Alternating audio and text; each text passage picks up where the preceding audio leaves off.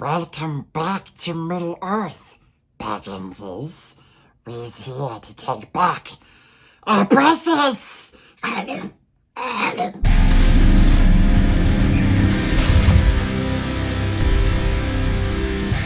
The Hobbit, An Unexpected Journey, released in 2012 and is directed by Peter Jackson, who has also directed the other Hobbit films that we'll be talking about this week, and also the original Lord of the Rings trilogy. And this film is starring Ian McKellen, Martin Freeman, Richard Armitage, James Nesbitt and Stott, Cate Blanchett, Ian Holm, Christopher Lee, Hugo Weaving, and Andy Serkis. And the reason why we're talking about The Hobbit, An Unexpected Journey today is because it was a PayPal recommendation and donation from one of my big-time supporters on this channel, Dr. Camp. You strike again with another series of recommendations that you've sent me. Actually, he's recommended the entire Middle-earth saga, which we'll be talking about all this week because, well, it's the 1 week this summer that I hadn't really had anything planned, and I've been kind of doing a whole bunch of franchises lately, so it's like June and part of July is all franchise series, so why not? Now, I have already reviewed The Lord of the Rings, The Two Towers, so we will not be covering that one this week, but if you do want to hear a kick-ass Gollum impersonation, I would say go back and check that one out. Bilbo Baggins is a hobbit who lives in the ground, but not a dirty, nasty, wet hole. It's a hobbit hole, which means comfort. One day, Gandalf the Grey comes a-knockin' with 13 different dwarves looking to hire him as a burglar, and they are looking to have him burgle some treasure from their lost long kingdom that they had from the Lonely Mountain. The trouble is, it's being guarded by a dragon, so the company sets out to take back what is rightfully theirs. However, there are several obstacles that they have to overcome to get to the Lonely Mountain, and hopefully by the end of this film, they may get there? Little spoiler alert, no, they don't get to the Lonely Mountain in this movie. That's for the next one.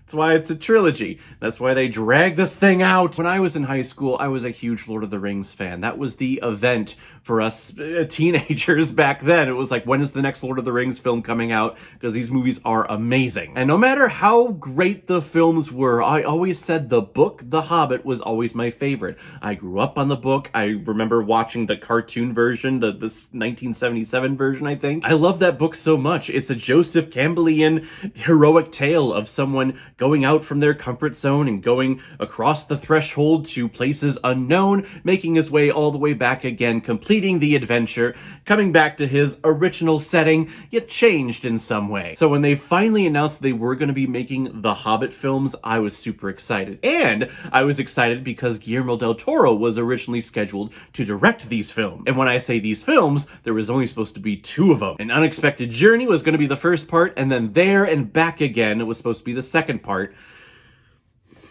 And the fact that they didn't do that angers me so much. And I would assume that Guillermo del Toro dropped out of directing this film because, I mean, it would have to be studio saying like, well, can't we make this a trilogy? We want to stretch this out over 3 years, you know, to make that Lord of the Rings Middle-earth money. So can you make it into a trilogy, please? So when Del Toro left, of course, we go back to the originator of the Lord of the Rings trilogy, Peter Jackson. And I like that he's back here. He has, you know, the style with Lord of the Rings, and that continues here, even though there's a lot more CGI and green screen in this trilogy. That was something nice about the original Lord of the Rings trilogy, is that a lot of things were practical. You had a lot of built-up sets and armory and swords, and the people in the background were all real. And I know, I spent a month watching all of the extended behind-the-scenes stuff with Lord of the Rings when those editions came out.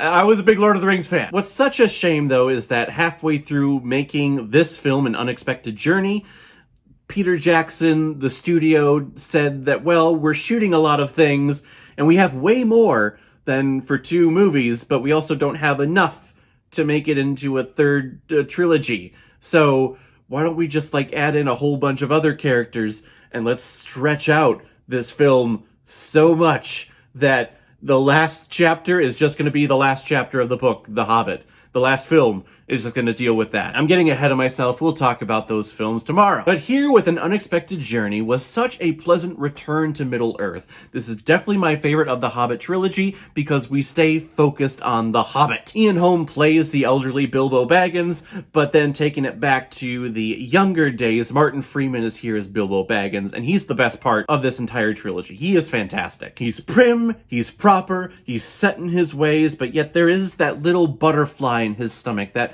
makes him think about adventures and going out from his door and leaving the Shire and just trying something. But even when he does, he's still that prim and proper person, like holding up the company and say, hey, I forgot my handkerchief. We need to go back. I like that. I appreciate that. Martin Freeman just does a great job with this film. And when we get to the scene of Bilbo meeting Gollum for the first time and their riddles back and forth, that's straight from the book. That whole scene is picture perfect. I just wish the rest of this movie would have stayed true to The Hobbit. And hell, there are other moments from the book in this film, like the trolls capturing all the dwarves and talking about how they were going to cook them, and then the sun comes overhead and it turns them all into stone. That's here. They show how Thorin and Gandalf got their swords glamdring the faux hammer. Where this movie starts to go wrong is when the studio was like, hey, let's make this into a third film, and can we make it more like Return of the King, like we're building up to that. So they add in orcs, and they add in wargs, and then they add in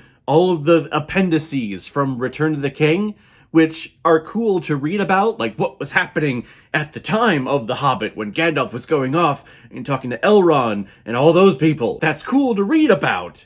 But when you look at the story of The Hobbit, we need to stay focused on The Hobbit. When you add in all this extra shit that doesn't play into anything with the story of The Hobbit, that's where I start pulling my hair out of its socket. And no one out there can tell me that they originally planned for this to be a trilogy. Yeah, they may have talked about it being 2 parts, but no, it was always supposed to be a trilogy. That is bullshit, because there was a promotional banner that came out about halfway through shooting this thing, where you saw The Hobbit beginning from his little hole in the ground in the Shire, goes all the way to the trolls, and then at the end of the banner, you see that they do the little barrel ride, and the film should have ended, or was supposed to end, when the Hobbit and the dwarves get to Lake Town. Would have made for a better movie, I'll be honest. Because even though this is the most enjoyable Hobbit film for me, you can tell that they are starting to, pull that taffy and stretch it as thin as possible. Still connected, but it's getting very thin in the end. If you are going to at least attempt watching the Hobbit films, of course, start with this one, because it's the first one.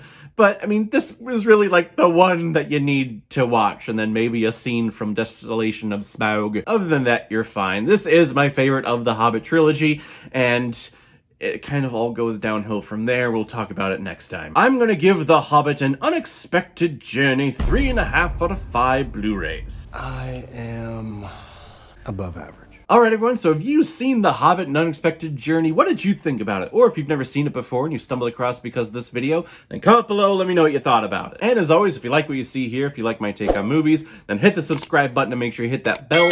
See you the next time I release my next movie review. So guys, I will see you next time with my review of The Hobbit, The Desolation of Smaug. So in the meantime, be well, be good to each other, and go watch a movie. Take care, guys.